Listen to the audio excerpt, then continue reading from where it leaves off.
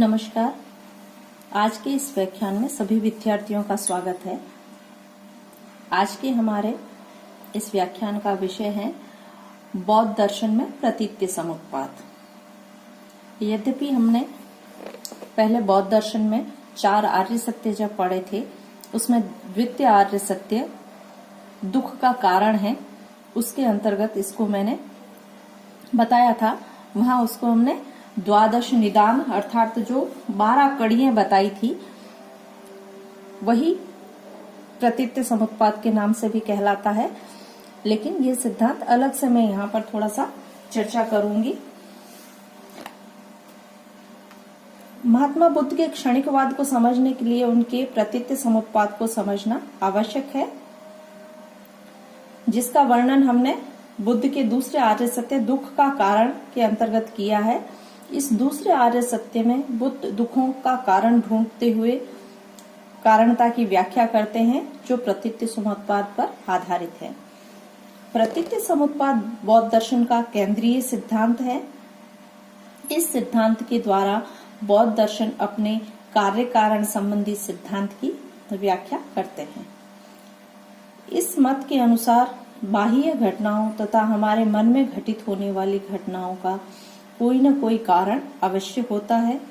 बिना किसी कारण के किसी भी घटना या कार्य की उत्पत्ति नहीं हो सकती। बुद्ध के अनुसार यह कार्य कारण सिद्धांत अपने आप ही घटित होता रहता है, इसके लिए ईश्वर आदि की आवश्यकता नहीं है। प्रतीत्य समुत्पाद के अनुसार अविद्या से लेकर जरा मरण तक एक लगातार श्रृंखला चलती है। इसलिए प्रतीत्य समुत्पाद के अनुसार प्रत्येक कार्य का कोई न कोई कारण अवश्य है। प्रतीत्य समुत्पाद का शाब्दिक अर्थ प्रतीत्य और समुत्पाद 2 शब्दों से बना है। प्रतीत्य का अर्थ है आश्रित रहकर और समुत्पाद का मतलब है उत्पत्ति। इस प्रकार शाब्दिक अर्थ के अनुसार प्रतीत्य समुत्पाद का अर्थ हुआ एक ऐसी विचारधारा जिसमें कार्य की उत्पत्ति अपने कारण पर निर्भर करती है तथा कारण के न होने पर कार्य की उत्पत्ति नहीं होगी। बुद्ध के अनुसार संसार दुखपूर्ण है तथा इस दुख का मूल कारण अविद्या है, अर्थात वस्तु के वास्तविक स्वरूप को नहीं समझना और वास्तविक स्वरूप का ज्ञान न होने से मोह की उत्पत्ति होती है। लेकिन बुद्ध के अनुसार प्रतीत्य समुत्पाद को समझने के बाद अविद्या समाप्त हो जाती है तथा व्यक्ति को निर्वाण प्राप्त हो सकता है। अब प्रतीत्य समुत्पाद मध्यम मार्ग है। भारतीय दर्शन में वस्तुओं की स्थितियों के 2 मत प्रचलित हैं। एक है नित्यवाद या शाश्वतवाद और दूसरा है उच्छेदवाद। नित्यवाद या शाश्वतवाद के अनुसार कुछ वस्तुएं नित्य हैं, जिनकी न शुरुआत है न ही उनका अंत, उनका कोई कारण नहीं है। इस प्रकार की वस्तुएं नित्य है जो किसी पर निर्भर नहीं है, अर्थात निरपेक्ष है। दूसरा है उच्छेदवाद। इस सिद्धांत के अनुसार वस्तुएं जब नष्ट हो जाती है तो कुछ भी शेष नहीं रहता है। बौद्ध दार्शनिकों ने इन दोनों पक्षों को एक पक्षीय मानकर मध्यम मार्ग का अनुसरण किया। बुद्ध के अनुसार वस्तुओं का अस्तित्व है, लेकिन ये वस्तुएं नित्य नहीं है, क्योंकि हर वस्तु किसी न किसी कारण से उत्पन्न होती है तथा वस्तु में प्रत्येक क्षण परिवर्तन होता रहता है। उच्छेदवाद के विरुद्ध बुद्ध कहते हैं कि वस्तु के अस्तित्व का पूर्ण विनाश कभी नहीं होता। प्रतीत्य समुत्पाद को बुद्ध इतना महत्वपूर्ण मानते हैं कि इसे वे धम्म अर्थात धर्म नाम से पुकारते हैं। बुद्ध के अनुसार जो प्रतीत्य समुत्पाद को समझता है वही धम्म को समझता है तथा जो धम्म को समझता है वह प्रतीत्य समुत्पाद को समझता है। इस प्रकार बुद्ध नित्यवाद तथा उच्छेदवाद दोनों को ही करके अपने अनित्यवाद का समर्थन करते हैं। उनके अनुसार वस्तुएं नित्य नहीं है और न ही उनका पूर्ण नाश होता है। इसे बुद्ध का अनित्यवाद कहा गया है। बुद्ध के अनुसार जो नित्यता हमें स्थायी मालूम पड़ती है वह भी पतन होता है। जहाँ जन्म है वहाँ मृत्यु है, जहाँ उत्पत्ति है वहाँ नाश है। जो भी युवा है वह वृद्ध अवश्य होगा, जो स्वस्थ है वह रोगी अवश्य होगा, जो आज है वह कल नहीं होगा। बुद्ध कहते हैं इन नियमों को चलाने के लिए कोई देवी देवता नहीं है, यह नियम स्वतः ही चलता रहता है। अनित्यवाद, उच्छेदवाद व नित्यवाद का मध्य मार्ग है। अतः उनके अनुसार प्रत्येक वस्तु अनित्य धर्म से युक्त है। संसार प्रतीत समुत्पाद के सिद्धांत से नियंत्रित है। इसका न आदि है न अंत। मनुष्य, पशु, पहाड़, पत्थर, समुद्र सभी वस्तुएं अनित्य है। प्रतीत समुत्पाद से ही बौद्ध दर्शन का एक दूसरा सिद्धांत निकलता है जिसे क्षणिकवाद कहते हैं। क्षणिकवाद के अनुसार बुद्ध के इस अनित्यवाद को उनके अनुयायियों ने क्षणिकवाद का नाम दिया। वास्तव में प्रतीत समुत्पाद के सिद्धांत से ही क्षणिकवाद नामक उप सिद्धांत निकला है। जो उत्पन्न होगा उसका विनाश भी अवश्य होगा तथा जिसका नाश होगा वह स्थायी नहीं समझा जा सकता। अतः प्रत्येक वस्तु की सत्ता क्षण मात्र के लिए है। क्षणिकवाद अनित्यवाद से भी आगे है। इसका अर्थ केवल यह नहीं है कि प्रत्येक वस्तु अनित्य है, बल्कि क्षणिकवाद के अनुसार तो प्रत्येक वस्तु का अस्तित्व क्षण भर के लिए ही रहता है। क्षणिकवाद का अर्थ है जिस प्रकार एक जल की धारा दूसरी जल की धारा को जन्म देती है, उसी प्रकार एक क्षण दूसरे क्षण को तथा दूसरा क्षण तीसरे क्षण को उत्पन्न करता है तथा ये क्रिया अनंत तक चलती रहती है। इस निरंतर प्रवाह को हम भ्रमवश नित्य मान लेते हैं, लेकिन वास्तव में कोई वस्तु नित्य नहीं है। सभी वस्तुएं अनित्य, क्षणिक तथा नाशवान हैं। दीपक की ज्योति के समान प्रत्येक वस्तु क्षण प्रतिक्षण परिवर्तित होती रहती है। प्रत्येक वस्तु जो पहले क्षण में थी वह वर्तमान क्षण में नहीं है, जो वर्तमान क्षण में है वह अगले क्षण में नहीं होगी। परिवर्तन वस्तुओं का स्वभाव है। क्षणिकवाद के समर्थन में बौद्ध दार्शनिक निम्न युक्तियां प्रस्तुत करते हैं। सत्य तथा क्षणिकता साथ साथ रहते हैं। बौद्ध दार्शनिकों का कहना है कि सभी वस्तुएं क्षणिक हैं, क्योंकि जहां भी सत्ता है वहां क्षणिकता है तथा जहां क्षणिकता है वहां सत्ता है। इससे प्रत्येक पदार्थ का स्वरूप क्षणिक सिद्ध होता है, जिसे वर्तमान भूत से तथा भविष्य वर्तमान से उत्पन्न है। दूसरा, वस्तु संघात रूप है। प्रत्येक वस्तु की उत्पत्ति एवं विनाश होता है, क्योंकि ये प्रत्येक वस्तु विभिन्न अवयवों या संघात के द्वारा बनी हुई है। अवयवों का संघात होने पर यानी अवयवों के जुड़ने पर वस्तुओं की उत्पत्ति होती है और अवयवों के बिखरने पर वस्तुओं का विनाश होता है। इस प्रकार वस्तुएं परिवर्तित व अनित्य सिद्ध होती है, जिससे वस्तुओं की क्षणिकता सिद्ध होती है। अर्थ क्रियाकारित्व, यहाँ पर क्षणिकवाद के समर्थन में ही बौद्ध दार्शनिकों ने एक और सिद्धांत जो उनका है अर्थ क्रियाकारित्व, यह सिद्धांत प्रस्तुत किया है। क्षणिकवाद के समर्थन में अर्थ क्रियाकारित्व का सिद्धांत सबसे प्रबल तर्क है। अर्थ क्रियाकारित्व का अर्थ है किसी कार्य को उत्पन्न करने की शक्ति। अतः कहा है अर्थ क्रियाकारित्व लक्षणम सत, जो वस्तु खरगोश के हींग के समान असत हो उससे कोई कार्य उत्पन्न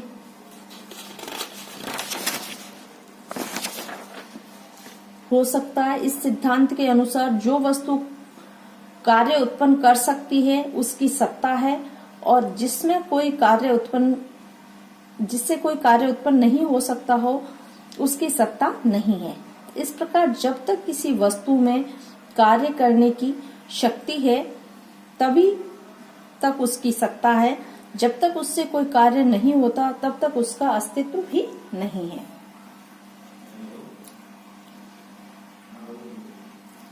एक वस्तु से एक क्षण में एक ही कार्य हो सकता है तो अगले क्षण में कोई दूसरा कार्य होता है, तब उस पहले क्षण की वस्तु का अस्तित्व समाप्त हो जाता है। अतः एक वस्तु से एक क्षण में एक ही काम हो सकता है। उदाहरण के लिए एक क्षण में दो क्रिया उत्पन्न नहीं हो सकती। अभी अगर हम इसको एक बीज के उदाहरण से समझाएं तो बीज में भी एक क्षण में दो क्रियाएं उत्पन्न नहीं हो सकती।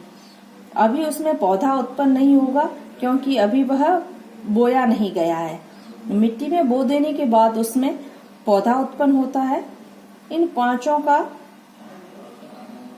पौधों का क्षण क्षण विकास होता है। विकास की प्रक्रिया में कोई दो क्षण एक समान नहीं हो सकते हैं। अतः पौधा क्षण क्षण परिवर्तनशील रहता है और उसका कारण बीज भी अर्थ क्रिया कारित्व के सिद्धांत से क्षण क्षण क्रियाशील है। इस प्रकार संसार की सभी वस्तुएं बीज के समान क्षणिक हैं। आत्मा भी क्षणिक है क्योंकि कोई भी मनुष्य किन्हीं दो क्षणों में एक सा नहीं रह सकता है। यही सिद्धांत क्षणिकवाद कहलाता है। लेकिन क्षणिकवाद की भी कुछ आलोचनाएं की गई है। क्षणिकवाद के विरुद्ध जो आक्षेप लगाए गए उसमें एक है क्षणिकवाद कर्म सिद्धांत का विरोधी है। कर्म सिद्धांत के अनुसार कर्ता को अपने किए कर्मों का फल अवश्य भोगना पड़ता है। क्षणिकवाद के अनुसार कर्ता एक कर्म करने के बाद ही बदल जाता है, अतः उसके किए गए कर्मों का फल अन्य व्यक्ति भोगता है। वह कर्म फल भोगने के लिए अपने पूर्व रूप में नहीं रह सकता है। यह निश्चय ही कर्म सिद्धांत के विरुद्ध है। क्षणिकवाद कार्य कारण नियम की व्याख्या करने में असमर्थ है। यदि कारण केवल क्षण भर के लिए है तो फिर वह इतने अल्प समय में कार्योत्पत्ति कैसे कर सकता है। यदि कारण क्षण भर में नष्ट हो जाता है तो उसके द्वारा उत्पन्न कार्योत्पत्ति कैसे कर सकता है। यदि कारण क्षण भर में नष्ट हो जाता है तो उसके द्वारा उत्पन्न कार्य को शून्य से उत्पन्न माना जाएगा। किंतु यह सर्वविदित सिद्धांत है कि शून्य से शून्य की ही उत्पत्ति होती है। शून्य से कोई वस्तु उत्पन्न नहीं हो सकती है। इस प्रकार क्षणिकवाद को सत्य मान लेने पर कार्य कारण नियम की व्याख्या नहीं की जा सकती है। क्षणिकवाद निर्वाण को निरर्थक सिद्ध करता है। यदि मानव जीवन क्षणिक है तो फिर व्यक्ति को क्षणिक दुख के लिए इतना परेशान होने की क्या आवश्यकता है। दुख भी तो क्षण भंगुर ही है। उसके अतिरिक्त व्यक्ति का जीवन यदि क्षणिक है तो वह अथक परिश्रम द्वारा निर्वाण का फल भोगने में असमर्थ है। उसके द्वारा प्राप्त निर्वाण का फल उसे न मिलकर अन्य लोगों को मिल जाएगा। ऐसी स्थिति में कोई भी विवेकशील व्यक्ति निर्वाण की प्राप्ति के लिए प्रयत्नशील नहीं रह सकता। क्षणिकवाद मनोवैज्ञानिक तथ्यों की अवहेलना करता है। मनोविज्ञान स्मरण एवं प्रतिभिज्ञा को तथ्य के रूप में स्वीकार करता है। क्षणिकवाद के अनुसार व्यक्ति का अस्तित्व क्षण मात्र के लिए है। ऐसी स्थिति में वह पूर्व घटित वस्तुओं का न तो स्मरण कर सकता है न उसे पहचान सकता है।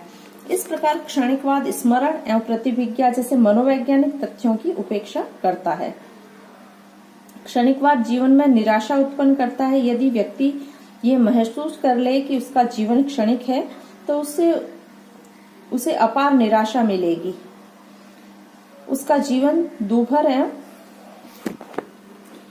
दूभर हो जाएगा और वह स्थिति निराशाजनक है। प्रतीति समुत्पाद के सिद्धांत से ही आगे उनका अनात्मावादी सिद्धांत भी एक निकलता है। उसके अनुसार भारतीय परंपरा में एक नित्य एवं स्थायी आत्मा की सत्ता को स्वीकार किया गया है। शरीर के रहने या न रहने पर भी आत्मा रहती है। एक शरीर नष्ट होने पर दूसरे शरीर में इसका प्रवेश होता है। किंतु हमने देखा है कि प्रतीत्य समुत्पाद के सिद्धांत के अनुसार बुद्ध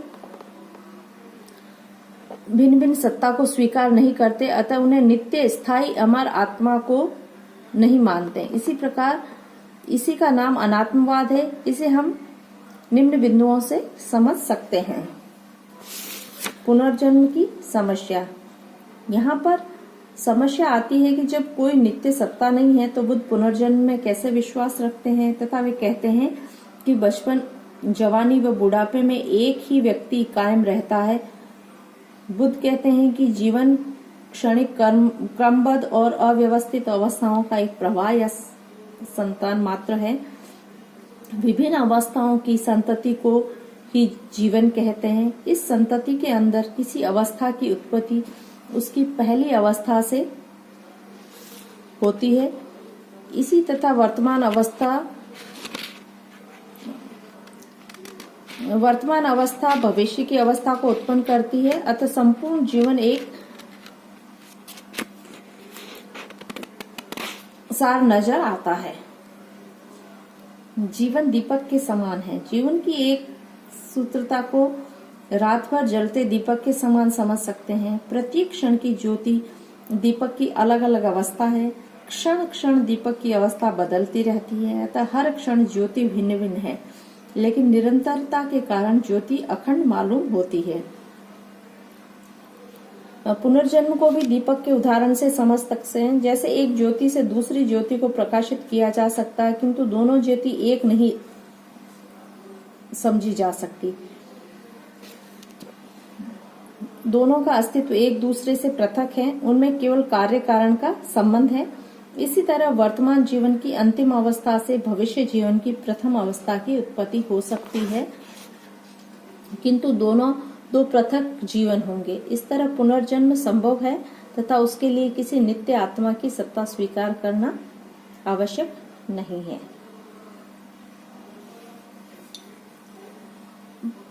आत्मा पंच स्कंधों का संघात है। मनुष्य केवल एक जोड़ का नाम है।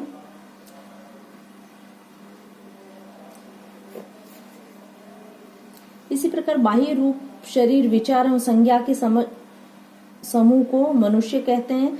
जब ये मिलते हैं तो मनुष्य बनता है, और जब बिखरते हैं तो मनुष्य का अंत हो जाता है।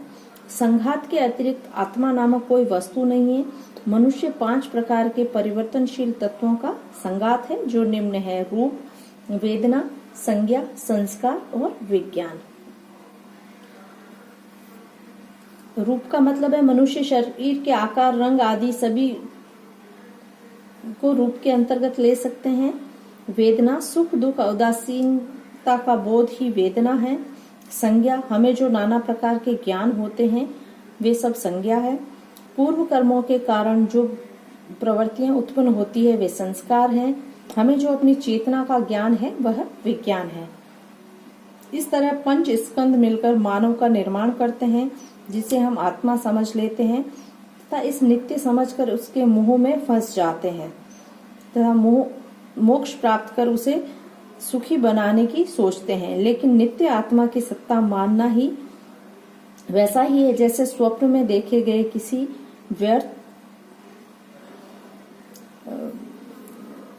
जैसे स्वप्न में देखी हुई कोई वस्तु।